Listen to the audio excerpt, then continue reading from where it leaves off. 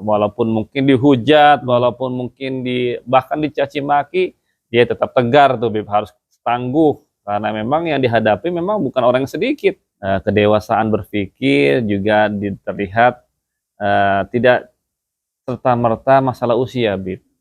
Dia ahli di bidangnya, harusnya disampaikan data-data yang sangat akurat. Ini tahun-tahun politik, biasanya begitu memang. Kita masyarakat disuguhkan untuk meninabobokan, dilupakan nih track record sebelumnya, Bib. Ketika seorang pemimpin itu punya gagasan yang brilian, gagasannya begitu cemerlang, tapi tidak mampu mengkomunikasikan dengan baik, maka gagasan itu juga bisa tidak akan tersampaikan. Gunakanlah hati nurani untuk memilih pasangan Amin nomor 1 dan juga ya, PKS yang sebagai partai pengusungnya yang insya Allah selalu istiqomah.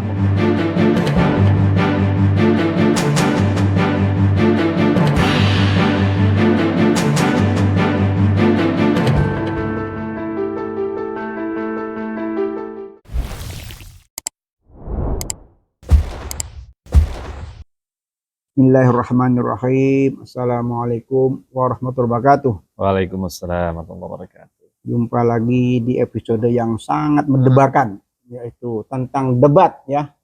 Omon-omon politik. Wah, mantap. Oh, kalau kemarin kita bisik-bisik politik, kita sekarang ganti nih, omon-omon politik nih. Mana, Ustaz?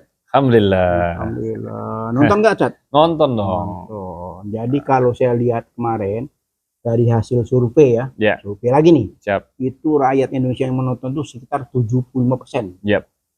Kalau yang sebelumnya itu sekitar 52%, yang kemarin itu 75%. Artinya apa, Ustaz?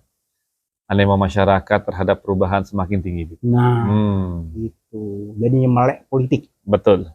Mudah-mudahan dengan melek politik, omon-omon, ya, bisik-bisik kita ini bermanfaat buat bangsa dan negara. Amin. Ya. Nah, kita ini lagi mencari pemimpin. Lagi mencari pemimpin, rakyat disuguhkan. Milu. Ada 3 calon, ada 3 pasangan calon yang lagi yang sedang berkontestasi untuk menyampaikan misi visi apa yang akan dilakukan ke depan. Ya, sehingga dibuatlah semacam perdebatan yang ditonton oleh seluruh dunia ya. Bukan bicara Indonesia tapi dunia menonton semua ya, karena menjadi perhatian semua, termasuk lembaga survei internasional ya, banyak yang terjun. Ya, alhamdulillah ini justru menjadi pendidikan politik yang sangat baik sekali buat seluruh masyarakat Indonesia dan juga secara khusus di Tangsel ya, karena memang saya selaku ketua pemenangan AMI di Tangsel, saya yakin semua warga Tangsel itu nonton semua nih, Bib. Ya, karena kami juga membuat beberapa setiap posko-posko pemenangan Amin melakukan nobar nonton bersama. Jadi momentum yang baik untuk kita. Memang jangan sampai seperti hanya kita beli kucing dalam karung nih, Bib, gitu loh. Kita nggak tahu nih kualitas pemimpin kita. Ya salah satu caranya memang harus diperdebatkan. Harus lihat bagaimana cara dia berpikir, cara dia menyelesaikan masalah, cara dia menanggapi segala macam persoalan, dan termasuk bagaimana menguji ketangguhan dari sikap emosionalnya. Karena kan kita butuh pemimpin yang memang ya tadi ibaratnya itu walaupun mungkin dihujat, walaupun mungkin bahkan dicaci maki, dia tetap tegar tuh, Bib, harus tangguh. Karena memang yang dihadapi memang bukan orang yang sedikit. Ini hampir 270 juta rakyat Indonesia, nasib mereka dipertaruhkan oleh satu orang pemimpin, seorang presiden yang nanti akan memimpin Indonesia 2024 yang akan datang. Jadi memang sudah. Jadi cuma 1 aja presidennya? 1, enggak 3 enggak? Enggak 3 masalahnya. Kali 3 gitu. Soalnya rebutan nih. Iya. Mesti kalau rebutan dia kasih 1 ya. Iya. Ya, enggak rame ya. 1, 2, 3 gitu ya. Kira-kira bisa lebih 3 gitu. Nggak bisa ya? Nggak bisa. Nanti kan bingung tuh. Memang semua tetap harus ada pemimpin, itu memang harus 1. Iya. Karena nanti yang pemegang keputusan puncak, kalau nanti 3 bingung rakyatnya nih mau ke arah mana yang benar gitu kan? Gitu ya. Iya. Jadi harus 1 ya. Iya, kalau kepala rumah tangga 3 juga bingung, Bib. Jangan kan di negara gitu ya. Rumah tangga aja kalau ada 3 nakodanya kita bingung kan, Iya, mau iya. kemana ini? Jadi kalau milih satu aja ya. Satu aja, ya Jangan satu. dua, jangan tiga. Yang sah juga cuma satu, Bib. Oh gitu. Iya, kalau 2 atau 3 nggak sah itu, Bib. Oh gitu. Jadi kembali lagi ke perdebatan kemarin. Siap. Itu banyak hal-hal yang perlu kita kritisi. Betul. Ya, di Has dan Peace Channel ini Ya. kita selalu sebelum perdebatan kita kupas, ya. Setelah perdebatan juga kita kupas. Ya, kemarin sempat kita kupas juga tentang seorang Prabowo, ya. Prabowo ini kan senior. Iya. Sudah senior, jenderal, ya, punya pengalaman, punya jam terbang, ya. Jadi diperkirakan perdebatan itu akan menarik. Nah, beliaulah akan yang memegang panggung, ya. Nah, dia akan pegang panggung karena bidangnya hampir semuanya di beliau kan. Iya, temanya tema jabatan beliau sekarang gitu ya. Dan nggak mundur lagi, Bib, ya. Tema jabatan dia, terus beliau seorang jenderal, dan beliau juga sudah beberapa kali nyapres, ya. Betul. Pengalaman berdebat juga ada lumayan banyak kan. Berarti ada berapa kali pengalaman tuh? Betul. Ya, udah lebih 3 kali kayaknya. Lebih 3 kali. Ini keempat, ya. Kan cawapres kan pernah debat juga kan. Betul. Jadi pengalaman debat tuh udah cukup, ya. Sudah hatam harusnya sih, Bib. Nah itu gimana menurut antum tuh dari perdebatan kemarin dengan pengalaman yang cukup, dengan keilmuan yang cukup, dengan jabatan juga cukup, ya. Iya. Lah ini S2 cukup nih, semua kafa nih kalau begini. Nah, apa yang kita lihat perdebatan kemarin? Iya, disitulah memang akhirnya teruji seseorang itu kemampuan mengelola emosi, kemampuan mengelola dirinya, dan juga kedewasaan berpikir juga terlihat tidak serta-merta masalah usia, Bib. Ya, jadi yang paling ideal memang harusnya semakin dia punya pengalaman usia yang lebih banyak, gitu ya, yang bisa lebih membuat perilaku seorang semakin dewasa, semakin bijak, semakin arif, gitu ya. Dan ini seharusnya seperti itu harapannya, gitu ya, kalau pemimpin-pemimpin kita nanti akan matang, gitu ya. Nah sekarang ya kalau kita lihat yang kita tonton bersama itu ya, justru sebaliknya ini malah kan, ya kita lihat ini harusnya memang ini yang kita ya alhamdulillah memang menjadi sebuah parameter yang kuat nih, atau menjadi sebuah diferensiasi yang kuat buat kita para pemilih yang memang alhamdulillah PKS mendukung Anies. Ini berarti tidak salah, Bib. Nggak salah, ya? Nggak salah, berarti memang secara emosi dan juga dari pengalaman kita mendukung beliau di Gubernur DKI kemarin, rasanya sudah semakin lebih mantapkan kembali ini para konstituen PKS dan juga seluruh masyarakat Indonesia, ya, terutama di Tangsel, semakin menguatkan memang kita butuh pemimpin yang betul-betul ya memang betul-betul teruji secara emosi, teruji secara kemampuan intelektualnya, dan terlebih lagi tadi secara memiliki etika yang baik, gitu ya, dalam bertutur kata yang baik, kemudian memang kalau memang dia ahli di bidangnya, harusnya disampaikan data-data yang sangat akurat. Iya, loh. Boleh dong, rahasia negara.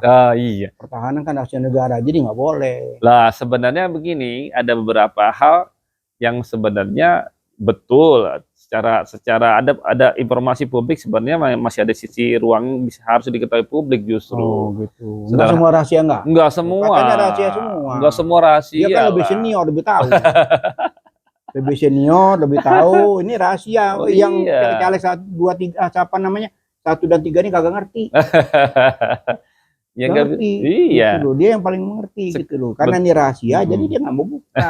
Ya, Anda ada salah. Anda apa namanya, ya sampai Anda tinggal orang yang tidak beretika dan segala macam gitu loh. Jadi kalau saya melihat, dia menunjukkan bahwa saya ini I am the best. Ya, nah, bagaimana antum tuh? Iya, tidak boleh seorang pemimpin itu merasa dia semua yang dalam pikirannya itu memang tadi ya merasa yang terbaik gitu ya, atau merasa sesuatunya itu hanya di pikiran saja yang baik, sementara di luar itu sesuatu yang tidak dibutuhkan informasi untuk informasi positif buat dia gitu ya. Karena seorang pemimpin itu justru harus lebih banyak mendengar daripada tadi ya mungkin dengan panca inderanya yang lain, karena disitulah bisa menyerap bagaimana tuntutan masyarakat dan bisa lebih peka lagi dengan jeritan nasib masyarakat yang dibutuhkan di lapisan paling bawah. Jadi bicara tentang tadi, memang hal-hal yang sangat sederhana sebenarnya memang ini perlu betul-betul, ya sebenarnya sih dengan kondisi saat ini, dengan keterbukaan informasi dan juga beberapa hal yang memang sebenarnya masyarakat sudah bisa melihat lah gitu, data-data yang terkait tentang informasi tentang bagaimana kebijakan-kebijakan pemerintah, kebijakan-kebijakan yang memang ya kalau menurut saya saat ini sudah terlalu sangat vulgar ya, vulgar dalam artinya contoh lah, kenapa juga harus membeli alutsista yang bekas, itu kan ya tentu kan memang kan dasar pertimbangannya juga kalau kita perhatikan umumnya kan kalau kita tidak barang-barang bekas itu biaya maintenance-nya jauh Kan lebih udah dibatalin, besar. Kak. Hah? Udah dibatalin katanya. Ya kan enggak karena banyak apa namanya desakan dari publik kan akhirnya Iya. kan dibatalin kan. Nah, itu Tapi kan. karena sudah menjadi kebijakan kan tetap diangkat di debat itu kan. Betul, pasti. Nah, berarti kan nggak mungkin ketika ada respon masyarakat itu tidak ada asap kalau tidak ada api di situ. Kan gampangnya saat udah bikin salah, minta maaf. Gitu. Begitu dapat titik udah saya batalin. Gitu. Apa Iya. bisa memimpin dengan cara seperti itu? Nggak boleh seperti itulah. Ini kan sebenarnya kalau seorang pemimpin itu betul-betul punya nurani yang baik dan memang betul-betul berpihak pada rakyat, pastilah semua kebijakan-kebijakan itu pasti itu sudah dipertimbangkan masak-masak, kemanfaatannya, efeknya terhadap nanti kemajuan bangsa dan negara yang betul-betul dibutuhkan seperti apa. Saya yakin kalau memang itu dengan apalagi dengan kampanye setiap pemimpin, kalau pemimpin itu biasanya semangat tuh, clean government kan. Clean government berarti kan informasi keterbukaan itu jadi memang audit yang memang menjadi rujukan terhadap pengelolaan keuangan negara, itu kan harus ditampilkan gitu. Dan masyarakat juga berhak tahu gitu loh. Dengan tentu memang ini harapannya kita ya masyarakat Indonesia itu juga bisa melihat bagaimana ketika mereka ditarik pajaknya, mereka disuruh memberikan kontribusi buat bangsa negara, itu juga mereka pasti akan ikhlas, akan bahkan siap membangun bersama-sama negara ini kalau memang penggunaannya tepat sasaran. Kan terlalu banyak yang kebijakan-kebijakan pemerintah itu yang terlalu kasat mata ya saya rasa ya. Contoh lah yang kita mungkin yang cukup kontras ya di luar kebijakan diskusi kemarin tentang bagaimana tentang alutsista dan Kementerian Pertahanan dan Keamanan ya. Yang cukup kontras kan contoh kebijakan subsidi itu subsidi mobil listrik. Udah jelas itu siapa yang mampu beli mobil listrik. Mobil listrik itu rata-rata harga di atas 500 juta, rata-rata 800 juta. Berarti kan subsidi orang kaya, Bib. Sekarang sementara masyarakat kita saat ini susah mencari beras. Kan ada BLT. Nah, BLT ada bansos sekarang. BLT sampai bisa bertahan berapa lama? Apakah tiap hari? Kan ada makan gratis. Apakah tiap hari? Ada susu. Nah, kalau tiap hari nggak ada masalah. Itu kan gitu. cuma sekali. Itu juga karena menjelang pemilu bisa jadi itu kan diselenggarakan jadi program itu. Kan itu. kayak lengkap. Ada susu, ada makan gratis gitu. Jadi rakyat harus berbangga juga ya. Karena ada susu, ada makan gratis kan udah makmur nih. Iya. Tapi Harusnya. fakta iya. Jadi makanya jangan terjebak nih masyarakat kita hal-hal yang memang harusnya lebih bisa melihat lebih jeli lagi. Ini tahun-tahun politik biasanya begitu memang kita masyarakat disuguhkan untuk meninabobokan dilupakan nih track record sebelumnya, Bib. Oh gitu. Nanti mereka sudah salah pilih lagi besok sudah disengsarakan lagi. Gampang lupa ya. Gampang lupa. Makanya ini harus benar-benar menjadi momentum di forum ini. Tapi mudah-mudahan kalau kita lihat ya, ini masyarakat sekarang ini yang gampang lupa tadi sudah hilang mungkin ya. Semoga ya kita harapkan begitu. Makanya kan salah satu mungkin diskusi kita pada sekarang ini juga untuk menyampaikan ke masyarakat ini kesempatan baik kita untuk lebih mengkomunikasikan lagi. Jangan sampai tadi kita tuh dengan hanya hal yang sifatnya sesaat Makanya kita memilih pemimpin itu baik betul, kita harus lebih jeli lihat track recordnya. Kembali lagi ke perdebatan tadi. Ya. Itu kan akhirnya kan jadi cukup hangat ya. Ya. Menjadi apa namanya di publik yang luar biasa ya. Sampai persentase daripada ketiga kandidat itu kan muncul. Jadi berbagai survei ya, baik dalam maupun luar ya. Jadi situ kelihatan sekali bahwa perdebatan itu kalau menurut presiden itu katanya kurang bagus, gitu, tidak pas lah. Jadi dibilang berharap nanti KPU ke depan merubah polanya. Wah ini bagus juga nih.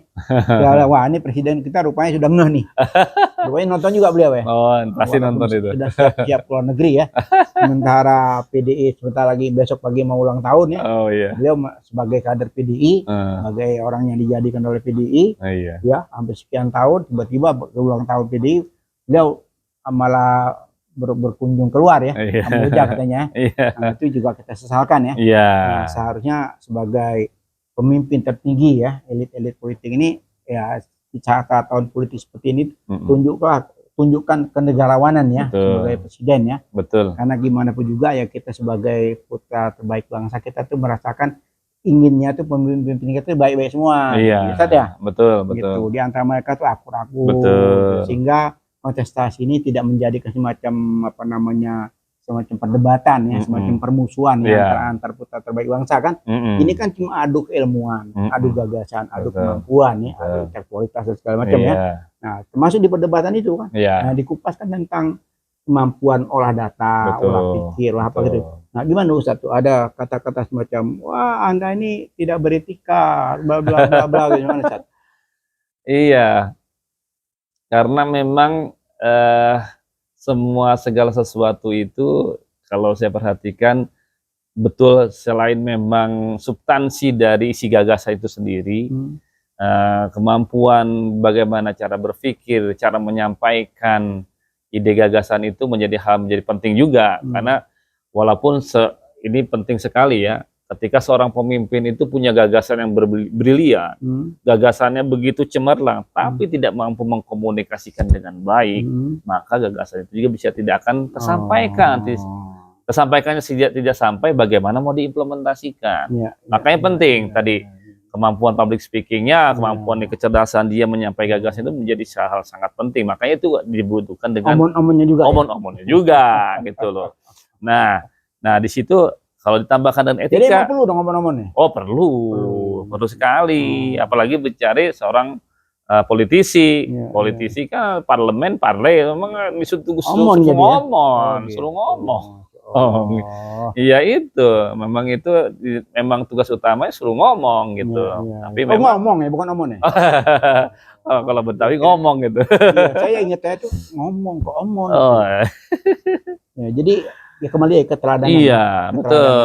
Beliau sendiri menuding calon paslon 1 itu tidak beretika, pada sendiri beliaunya tidak beretika. Ya, itulah terkadang. Kenapa nunjuk begini kan jadinya? Iya. Nah, nunjuk orang begini. 1, 3-nya kan diri sendiri kan? Kan ini kan fakta ya. Kita bicara fakta, menjadi gunjingan di publik ya. Betul. Sampai saat ini begitu ramai ya. Iya. Kita sesalkan ya sebetulnya. Iya. Kita sesalkan kenapa yang debat begitu mahal, ya, biaya begitu besar. Menjadi perhatian dunia ya, bukan cuma Indonesia loh. Menjadi perhatian dunia, kita menghasilkan yang seperti ini. Tapi kita bangga. Di satu sisi di calon koalisi perubahan the best. Alhamdulillah itu. Jadi kita bukan memuji ya. Tapi kita bicara fakta ya. Fakta dan data di situ teruji ya. Nah, bicara ke kecerdasan ya. Orang cuma dikasih waktu 2 menit. Dia buka bahwa saya juga pernah di dunia internasional dikasih waktu hanya 2 menit di PBB namanya apakah dengan sempurna. Nah ini kan satu contoh yang baik. Nah, sebetulnya Prabowo aja punya kemampuan itu. Lobby di internasional juga. Beliau juga lama di Yordan kan sekian tahun waktu saat ada rame-rame di sini kan beliau kan ingat ke Yordan kan sekian lama kan, berapa tahun kan. Ya artinya pengalaman internasional juga cukup hebat sebetulnya kan. Makanya kita sebelumnya hampir semua pengamat itu wah nanti perdebatan kedua capres ini pasti yang dominasi itu pasti Prabowo gitu. Tapi kejadiannya jadi begini. Kebalik ya. Ya, kebolak-balik ya. Kebolak-balik ya.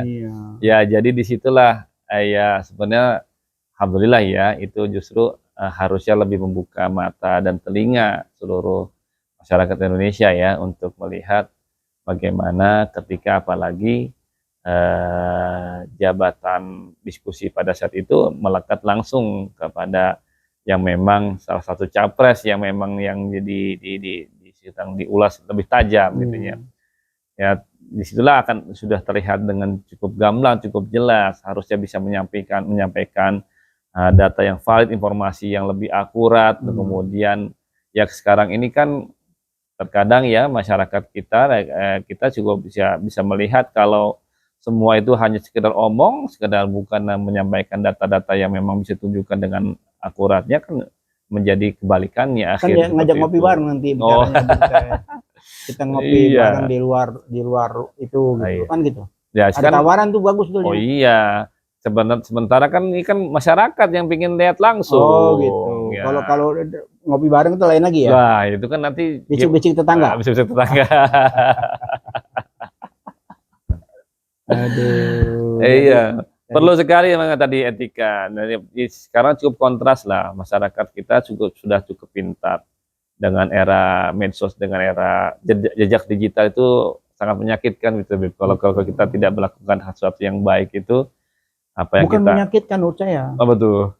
Itu betul-betul mengkritisi, menyadarkan kita, tidak menyakitkan. Menyakitkan harusnya jadi yang melakukannya, itu maksudnya. Oh, gitu. Jadi kan mukul balik ke yang melakukan. Iya, harusnya. Makanya kan harus berhati-hati. Betul. Berhati-hati karena ada contoh ya, ada 2 event pada saat debat itu ya, debat lalu ada yang narik baju, ya kan, itu kan kelihatan juga jadi pembicaraan ya. Betul. Nah debat sekarang muncul lagi, ya bisik-bisik, tim sukses itu merapat ke moderator, panitia, ikut apa? Belum lagi nggak mau salaman. Ya, pulangnya nggak mau salaman. Sebelum ada lagi yang teriak, ibu-ibu tuh. Oh iya.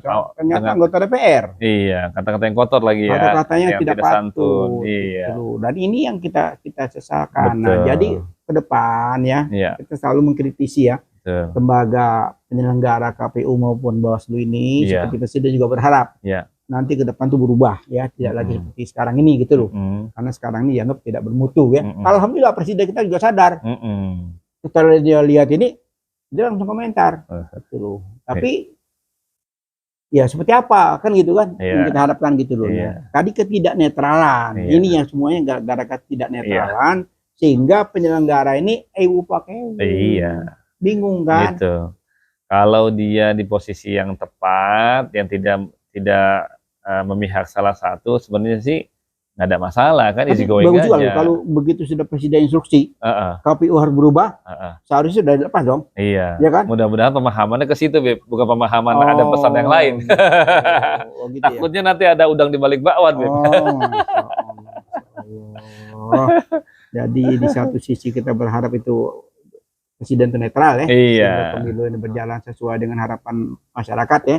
Di sisi lain banyak question yang kita tidak tahu ya. Masalahnya kan jejak digitalnya sudah terang-terangan. Saya akan cawe-cawe, jadi susah Bib menyampaikan sesuatu tadi. Ya bahkan beriklan beliau kan. Bahkan beriklan salah satu paslon dan itu dikritisi di mana-mana. Dia tetap aja beriklan ya. Satu partai politik, sementara beliau sebagai presiden kan. Betul. Berarti itu kan dia masih melekat jabatan itu yang dia hasil semua biaya dan kebutuhan operasional kepresidenan. Nah, mungkin gara-gara itu, Ustaz. Gara-gara itu, jadi menteri-menteri terkait tadi yang nggak mau mundur banyak. Dia bilang nggak usah mundur kan. Nah, akhirnya kan punya dampak sendiri kan. Itu. Nah, saya yakin itu, Beb. Kenapa berulang kali Anies mengangkat tentang etika? Karena terlalu menjadi tontonan yang sangat tidak mendidik buat seluruh masyarakat Indonesia. Bagaimana nanti menjadi presiden yang tidak baik itu ke depan? Kan 02 kan bilang justru Pak Anies tidak beretika. Gimana tuh? Ya tidak beretikanya di mana? Itu kan juga bisa terbantahkan juga. Oh gitu ya. Nah iya.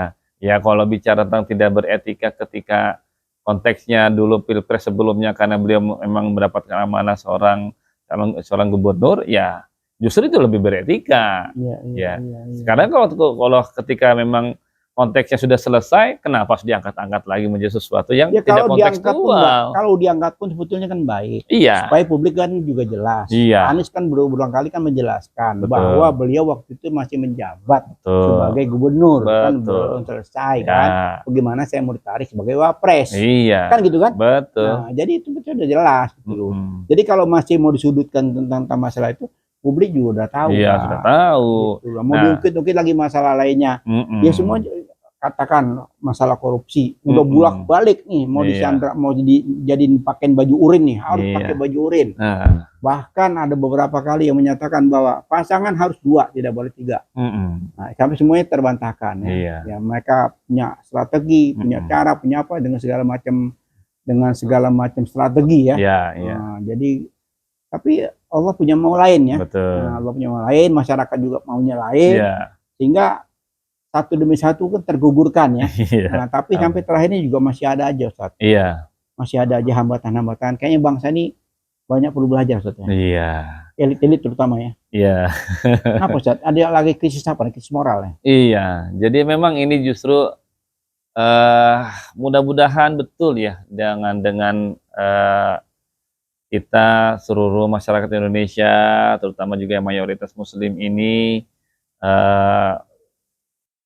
masalah tadi etika, masalah akhlak, masalah bagaimana keteladanan kepemimpinan itu menjadi hal yang sangat-sangat luar biasa, hal yang menjadi sangat fundamental sekarang.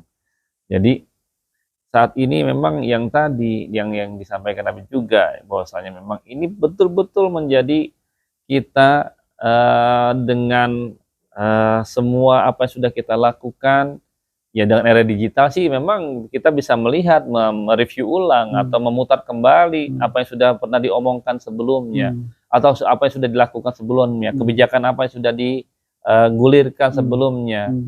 Bagi kita yang pendekatan punya akhlak, punya moral terkait tentang baik apakah nanti akan muncul di media sosial, tidak muncul di media sosial, kalau pendekatan menganggap bahwasanya semua jabatan, semua amanah itu adalah titipan dari Yang Maha Kuasa, tentu kan tidak akan melakukan hal-hal yang memang ya bertentangan dengan melanggar etika-etika moral kemanusiaan. Dan apalagi kalau bicara tentang sumber dari yang bisa bicara tentang etika akhlak itu, yang kuat adalah memang dari bagaimana pelajaran-pelajaran yang kita selama ini kita pelajari di dalam pelajaran-pelajaran agama gitu ya.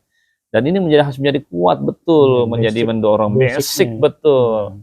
Jadi harusnya justru ini menjadi kesempatan yang baik buat seluruh masyarakat Indonesia semakin membuka matanya, semakin melihat bagaimana betul-betul apa yang dibicarakan itu apakah hanya lip service, apakah hanya memang dia semacam kampanye yang memang yang dia sampaikan betulkah dari hati nurani yang paling dalam memang dia memperjuangkan nasib rakyatnya, atau hanya kamuflase, atau hanya pengen hanya tadi janji-janji surga gitu kan, angin surga dihembuskan supaya apa kita terlena gitu ya. Dan apalagi ditambahkan dengan tadi bumbu-bumbu tadi kan, ada bantuan-bantuan yang sifatnya sesaat yang akhirnya kita lupa dengan track record sesungguhnya seperti apa.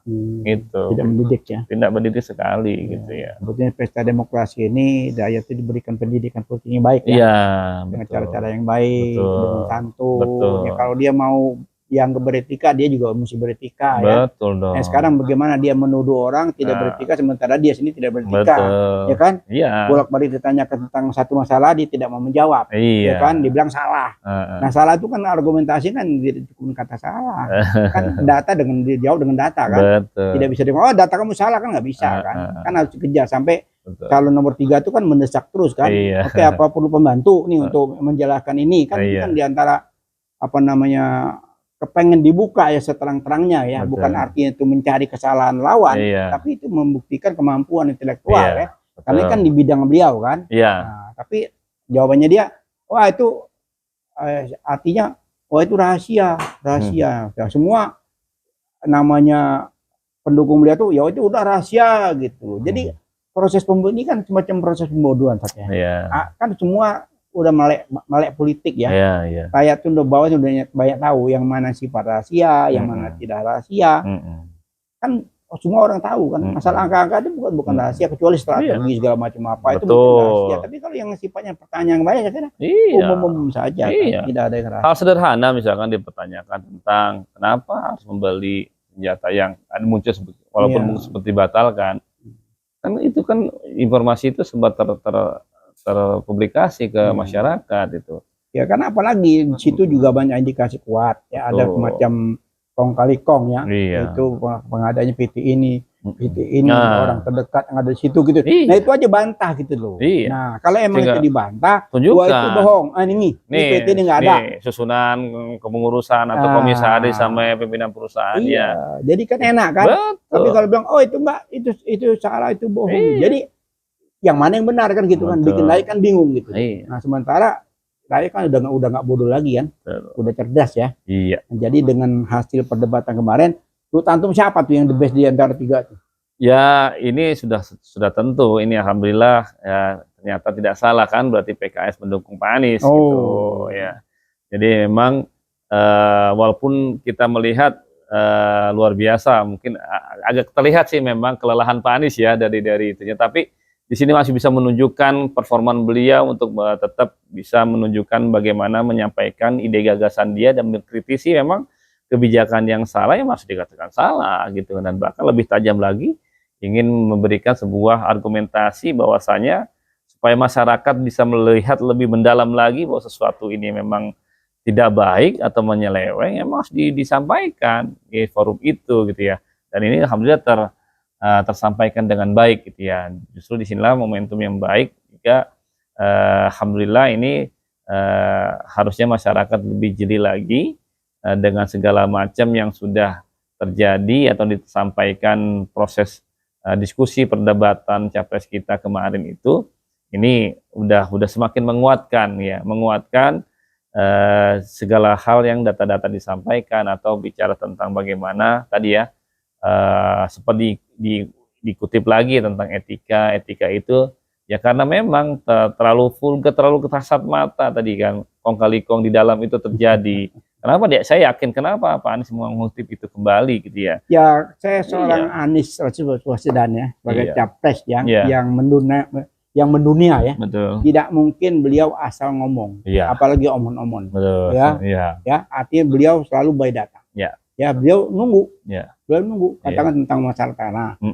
Itu kan dia sengaja, bukan sengaja dia buka publik, biar publik melek gitu loh. Nah sementara rakyat kondisi begini, TNI kondisi begini, apa namanya rumah nggak mampu beli ya di mana-mana. Sementara seorang pejabat punya tanah segitu besarnya. Nah itu seharusnya kan dijawab. Dijawab kalau emang salah. Salahnya di mana?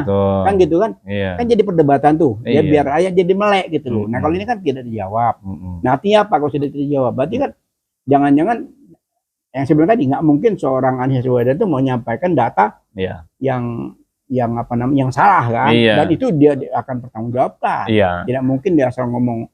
Ya sederhana saja sih, Bib. Ketika proses verifikasi kan para pejabat publik ketika baik yang sebagai calon legislatif, apalagi calon eksekutif kan juga ini kan sering diangkat kan di kubu sebelah kan, ini menyerang masalah pribadi. Sekarang dari awal saja diminta kan dari KPK harta kekayaannya berapa, itu apa bukan pribadi. Ya memang seorang pejabat publik itu sudah milik publik.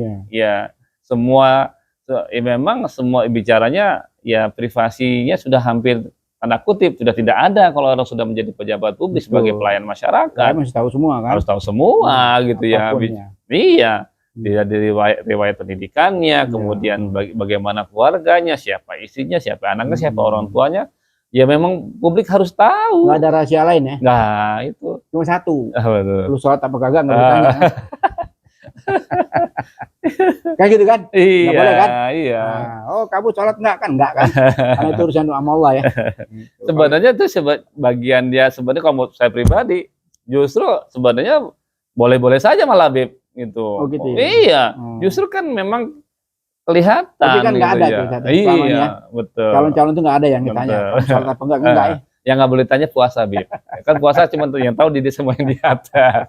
Nggak, arti itu ada yang sifatnya privasi ya. Iya. Yang memang tidak dibuka ke publik ya. Iya. Selain dari itu kan boleh-boleh saja kan. Boleh-boleh saja. Karena memang menjadi pejabat publik itu harus tahan harus emosi siap, ya. Betul. Tidak bisa emosi, tidak bisa juga namanya gampang tersinggung. Memang resiko jadi pejabat publik memang tadi semua informasi tentang dirinya pasti akan dikulik atau akan dicari informasinya. Ya, kalau mau menyangkut masalah pribadi tentunya tidak diselesaikan di ruang begitu kan. Diselesaikan di ruang pribadi kan. Katakan beliau masih ada semacam unek-unek ya. Ya udah bikin pertemuan sendiri secara pribadi. Mungkin difasilitasi siapa sehingga hal ini tidak berkepanjangan gitu loh.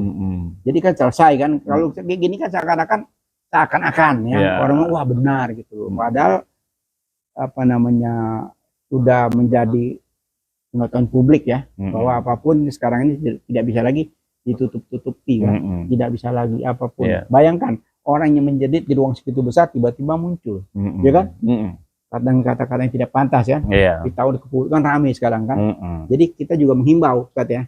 Dalam kesempatan bisik-bisik politik kenegaraan ini kita juga menghimbau kepada elit politik, semua pendukung-pendukung berhati-hatilah ya. Betul. Hati-hati karena masyarakat sudah cerdas, masyarakat sudah melek, rakyat juga sudah kepingin perubahan. Ya udah dijalanin aja. Apapun kemampuan kehebatannya silakan dibuka. Ya, apapun program yang hebat silakan sampaikan. Nah, nanti jika masyarakatnya menilai sampai sejauh mana kemampuan salah satu calon pasangan ini kan. Nah, kembali yang seperti Ustaz bilang tadi, muda.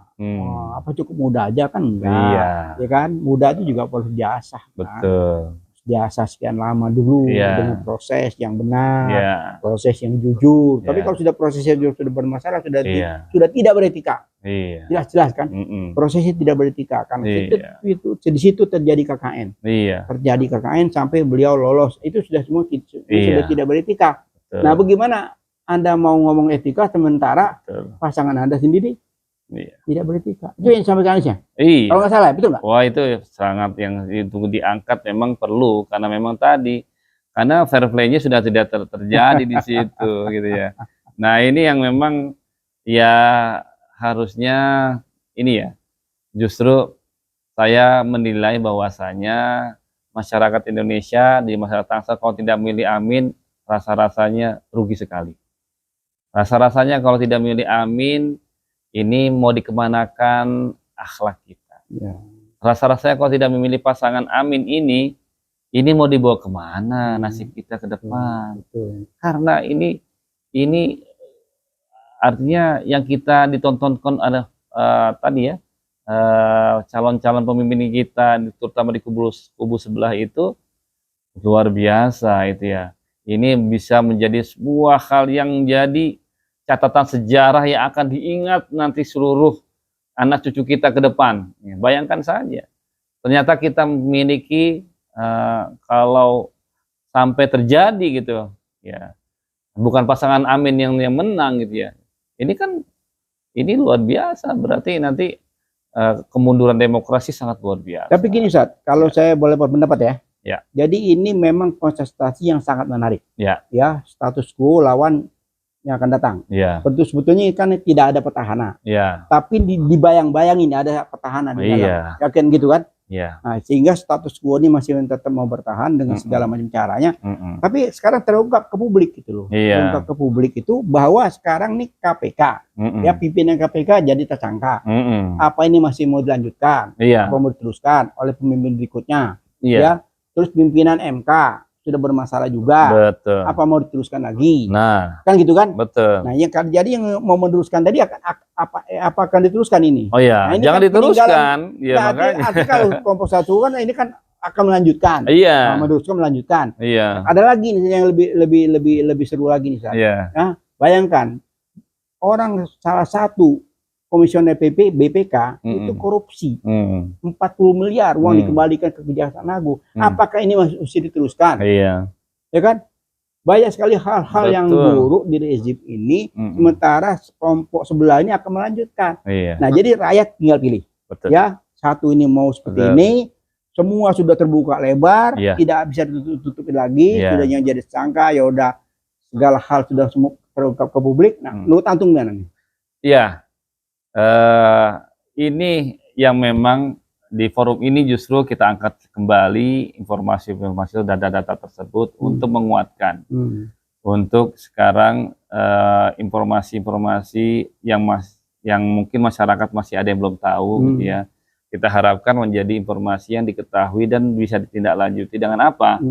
Dengan memilih yang betul-betul yang pemimpin yang lebih tepat. Ya. Dan di sini jangan sampai lagi ibaratnya kita nanti jatuh ke lubang yang sama. Jangan sampai lagi nanti kita menggadaikan nasib anak cucu kita, nasib kita ke depan yang sudah saat ini memang luar biasa ya, dengan globalisasi yang sudah masuk ke tengah-tengah kehidupan kita, sementara kita bagaimana bisa menghadapi hegemoni globalisasi sementara kita saja di dalam negeri kita masih bermasalah. Tentu akan pertarungannya akan lebih sengit lagi. Kompetisinya akan lebih tinggi lagi gitu. Sementara kita tidak betul-betul memanfaatkan kesempatan untuk perubahan yang baik ini kita optimalisasi. Oleh karena itu ya, kembali lagi selalu saya mengajak ya, saya selaku Ketua PKS Tangsel, Dadang Darmawan, dan juga sekaligus saya Ketua Pemenangan Anies Tangsel, pastikan ini kesempatan amanah dari Allah Subhanahu wa Ta'ala kepada seluruh masyarakat Indonesia, seluruh Tangsel. Gunakanlah hati nurani untuk memilih pasangan Amin nomor 1 dan juga ya, PKS yang sebagai partai pengusungnya yang insya Allah selalu istiqomah memperjuangkan nasib masyarakat. Walaupun kami kemarin itu oposisi sendirian, tapi karena ini demi memperjuangkan nasib bangsa dan negara dan nasib rakyat Indonesia, tidak masalah. Ini justru ini menunjukkan komitmen kami bahwasanya PKS selalu bersama dengan masyarakat apapun yang terjadi. Tetap istiqomah. Tetap istiqomah. Insya Allah. Ustaz, ada lagi nih pertanyaan yang menggelitik. Ya betul. Ya, kalau lihat tema debat kemarin ya, pertahanan, globalisasi, hubungan internasional. Betul. Ya. Dari 3 kandidat ini, coba antum dikupas di podcast kita ini. Dari 3 kandidat ini, 1, 2, dan 3. Iya, dari hubungan internasional ya sudah jelas sebenarnya memang ini kita harus mengerahkan. Saya mengutip ya beberapa pernyataan Pak Anies ya. Kita harus mengoptimalkan seluruh kemampuan yang kita miliki. Ya, tidak bicara tentang juga masalah sistem pertahanan keamanan itu ya. Peran kita di dalam global itu menjadi hal penting. Karena memang dalam kehidupan saat ini dengan era globalisasi sudah tidak ada sekat-sekat lagi nih. Jadi kita harus ambil peran dalam skup komunitas atau skup kita regional kita, baik di ASEAN, mungkin kok di negara selatan-selatan, kemudian bisa bicara tentang dulu ada konferensi Asia Afrika gitu ya. Kan sebenarnya sudah dicontohkan dari founding fathers kita kan. Bagaimana Indonesia selalu hadir di depan untuk bisa melakukan negosiasi yang luar biasa gitu loh.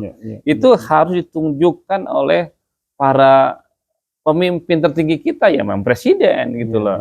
Hadirlah presiden itu bukan sekedar datang cuma sekedar seremonial, datang nunggunya foto-foto gitu ya, pulang tanpa hasil yang jelas. Bahkan kita harapkan itu menjadi bisa melakukan lobby-lobby yang lebih konkret dan mengerahkan dari mulai kebudayaan dan semua potensi yang kita miliki menjadi sarana untuk negosiasi nilai eksistensi kita, nilai-nilai terpenting di negara kita yang bisa kita perjuangkan menjadi kekuatan yang bisa kita optimalkan dalam membangun komunikasi dengan hubungan dengan seluruh negara-negara yang ada di dunia gitu ya. Ya, tampillah dengan tentu ya bagaimana ya tadi alhamdulillah Pak Anies kemampuan bahasa Inggrisnya luar biasa dan juga sudah barang tentu itu menjadi sebuah hal modal mendasar bagaimana untuk melakukan hubungan diplomasi, hubungan komunikasi. Kalau itu saja tidak didasari kuasai, bagaimana bisa melakukan lobby dan hubungan yang baik karena bahasa itu menjadi ciri khas yang mendasar, ya. Belum bicara hal-hal yang lain.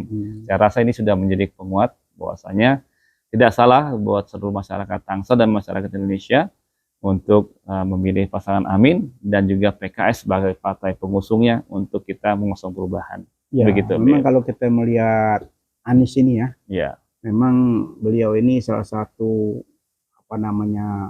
cucu cucu pendiri bangsa ya. Dan memang beliau itu salah satu itu kakeknya itu sudah pahlawan nasional. Membawa misi bagaimana berhadapan dengan dunia luar sehingga pengakuan negara pertama kali merdeka itu beliau yang bawa ke Indonesia mungkin beliau mewarisi mewarisi darah itu Betul. Sehingga beliau, jadi ini bukan mimpi bukan mimpi, bukan omon-omon karena beliau ada historinya ada historinya jadi kembali ke rekam jejak tadi. Betul. Apa yang beliau sampaikan tuh ada referensinya. Betul. Ada listeningnya pasti.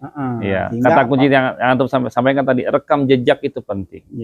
Karena kita mau bicara ke depan, kalau tidak didasari rekam jejak, rasanya akan sulit. Kalau rekam jejaknya biasa bohong, pasti ke depan juga akan bohong. Kalau rekam jejak sebelumnya kebiasaannya itu memang tadi dia tidak punya etika, ke depannya pasti akan tidak beretika. Jadi sesimpel gitu. Jadi memang kalau kita ingin melihat masa depan, lihat track record sebelumnya, itulah akan yang terjadi masa depan yang akan datang. Kira-kira gitu. Jadi etika itu akan kelihatan di publik, karena tidak bisa dibohongin tidak bisa direkayasa mau beretika mau tidak beretika itu nanti publik yang menilai bukan salah satu paslon paslon boleh mudik seperti itu, tapi biarkan rakyat yang menilai, biarkan publik yang menilai. Tapi kalau kami menilai Anies lah orang yang sangat beretika, sangat berakhlak, sangat punya wawasan luas, baik nasional maupun regional, sehingga kita sangat mengharapkan rakyat ini melek, cerdas, memilih yang pasangan nomor 1, karena sudah semakin hari semakin terbukti apa yang dikatakan, apa yang dibuat itu sesuai, jadi sesuai perkataan dengan perbuatan itu. Apapun beliau seperti ngomong dengan batasan waktu, dia berikan contoh bahwa saya di BBB saya dikasih 2 menit, dia tayangkan saya bicara di internet 2 menit gitu loh. Jadi tidak omdo gitu. Baiklah, bisik-bisik politik kenegaraan dengan Ustadz Dadang Dermawan ini salah satu calon pemimpin di Tangsel ini. Amin. Yaitu DPRD mudah-mudahan Allah gabulkan semua niat Ustadz, bisa terpilih, bisa menjadi semacam harapan di Tangsel ini, semacam pelopor pelopor teras apa tadi? Teras Tangsel. Teras Tangsel, sehingga bisa memotivasi untuk wilayah lainnya di Indonesia karena ini contohnya baik. Alangkah baiknya kalau diikuti Baiklah Ustadz, terima kasih banyak waktunya. Semoga episode berikutnya kita bahas yang lebih tajam lagi tentang anak-anak muda. Kita akhiri dengan wabillahi taufik wal hidayah. Wassalamualaikum warahmatullahi wabarakatuh. Jumpa lagi di Has dan Peace Channel di episode yang lebih tajam dan menarik.